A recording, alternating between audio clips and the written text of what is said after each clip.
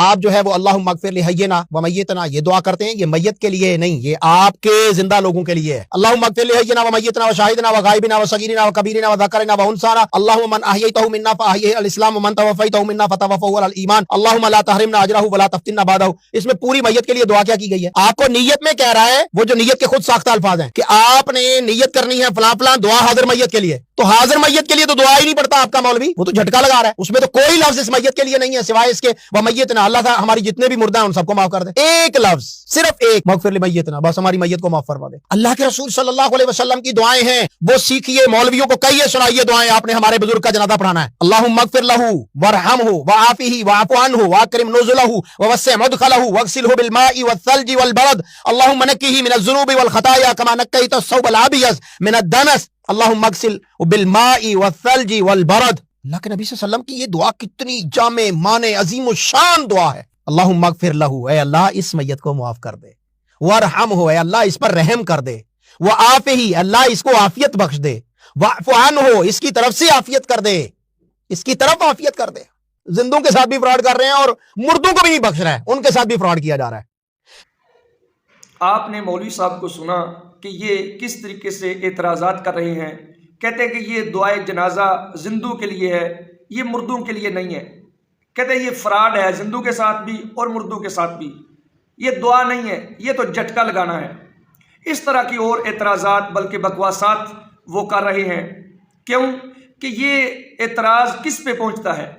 یہ اعتراض نبی کریم صلی اللہ علیہ وسلم کی ذات گرامی پہ پہنچتا ہے۔ یہ ابن ماجہ میرے سامنے ہے، حضرت ابو ہریرہ رضی اللہ تعالیٰ عنہ کہتے ہیں کہ نبی پاک صلی اللہ علیہ وسلم جب جنازہ پڑھتے یقول اللہم اغفر لحینا و میتنا و شاہدنا و غائبنا و صغیرنا و کبیرنا و ذکرنا و انثانا، اللہم من احییتہ منا فاحیہ علی الاسلام ومن توفیتہ منا فتوفہ علی الایمان، اللہم لا تحرمنا اجرہ ولا تدلنا بعدہ۔ تو یہ دعا تو نبی پاک صلی اللہ علیہ وسلم پڑھتے تھے، تو معاذ اللہ ثم معاذ اللہ نبی پاک کو اس دعا کا پتہ ہی نہیں یہ زندوں کے لیے ہے یا مردہ کے لیے ہے۔ کیا وہ جھٹکا لگاتے تھے؟ کیا وہ فراڈ کرتے تھے معاذ اللہ ثم معاذ اللہ؟ تو اس طرح کی بے ادبیاں اور بکواسات کرتے ہیں اور پھر کہتے ہیں کہ ہمیں بے ادب نہ کہو۔ تو پھر کیا کہیں آپ کو کہ نبی کریم صلی اللہ علیہ وسلم کی یہ حدیث مبارکہ ہے، ابن ماجہ کے اندر موجود ہے، ابو داؤد، نسائی، ترمذی، مسند احمد، ابن حبان سب کے اندر موجود ہے، اور البانی نے کہا ہے کہ یہ صحیح حدیث مبارکہ ہے، ترمذی نے کہا یہ حسن صحیح حدیث مبارکہ ہے۔ تو کملی والے آقا صلی اللہ علیہ وسلم کی ذات گرامی پہ آپ اعتراضات کرتے ہیں، پھر آپ نے کس طریقے سے اندازہ لگا لیا کہ یہ خالی دعا ہے؟ کہ نبیوں کے کلمات کو کیا تم سمجھ سکتے ہو کہ اس کے اندر کتنی وسعت ہے؟ پھر ہمارے نبی کریم صلی اللہ علیہ وسلم وہ تو جوامع الکلم ہے، وہ تو کوزے کے اندر سمندر نہیں سمندروں کو بند کر دیتے ہیں، تو اس لیے ان کلمات کی گہرائی تم سمجھ نہیں سکتے۔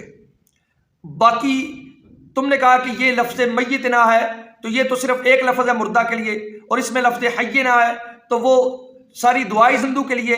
اب لفظ ایک جیسے ہیں، حینا سے ساری زندوں کے لیے ہو گئی ہے اور میتنا سے مردوں کے لیے نہیں ہوئی۔ یہ تمہاری عقل ہے، یہ تمہارا علم ہے، تمہاری عقل پہ بھی تف ہے، تمہارے علم پہ بھی تف ہے۔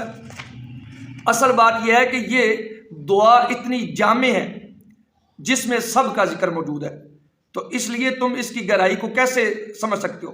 پھر بات یہاں پہ ختم ہو جاتی ہے جب نبی علیہ السلام اس کو پڑھتے ہیں، صحابہ بیان کرتے ہیں، حدیث مضبوط ہے، تو تم پھر کیسے اعتراض کر سکتے ہو نبی کریم صلی اللہ علیہ وسلم کی ذات گرامی پہ؟ تم 30 سیکنڈ کی بات کرتے ہو، میرے نبی کریم صلی اللہ علیہ وسلم کے تو ایک لفظ کا بھی کوئی احاطہ نہیں کر سکتا، اس کی گہرائی کو نہیں پہنچ سکتا۔ باقی جو تم نے خود دعا پڑھی ہے اس میں تم اندازہ کر لو کہ کتنا سیکنڈ لگا ہے، 15 سے 20 سیکنڈ لگے ہیں اس میں جو دعا تم نے پڑھی ہے۔ تو بات ٹائم کی نہیں ہے، بات کلمات کی وسعت کی ہے۔ پھر یہ ہے کہ وہ کلمات پڑھے کس نے ہیں؟ نبی کریم صلی اللہ علیہ وسلم کی ذات گرامی نے۔ پھر تم نے کہا کہ اس میں دعا پڑھی ہے تو دعائیں تو بے شمار ہیں نبی کریم صلی اللہ علیہ وسلم سے، تو ہم بھی کہتے ہیں کہ نبی علیہ السلام سے بے شمار دعائیں آئی ہیں، جو بھی پڑھ لو جنازہ ہو جائے گا، جتنی پڑھ لو بہتر ہے، زیادہ سے زیادہ پڑھو اور بہتر ہے۔ تو اگر کوئی غریب بندہ، کوئی لا علم بندہ آسانی سے اسے یاد کر لیتا ہے، پڑھتا ہے، تو تمہیں تکلیف کیا ہے؟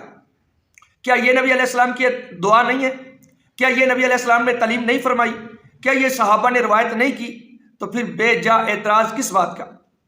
باقی آخری بات یہ ہے کہ کیا کوئی دعا نماز جنازہ کے لیے خاص ہے؟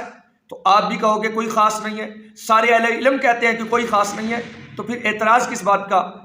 آخر پہ میں تمہیں بتاتا ہوں کہ مصنف ابن ابی شیبہ کے اندر حدیث مبارکہ آئی ہیں، صحابہ کرام جو دعا کرتے تھے نماز جنازہ میں، حضرت ابو بکر، حضرت عمر، حضرت ابو سعید، حضرت ابو دردہ، عبداللہ بن عمر، حضرت ابو موسیٰ، عبداللہ بن سلام، کتنے صحابہ کی روایت آئی ہے مصنف ابن ابی شیبہ میں، سب کے الفاظ مختلف ہیں، سب کی دعائیں مختلف ہیں۔ تو پتہ چلا جو بھی دعا مانگ لو وہ نبی علیہ السلام سے اگر منقول ہو تو بڑی فضیلت والی ہے۔ اللہ تعالیٰ ہدایت عطا فرمائے اور گمراہیوں سے محفوظ فرمائے۔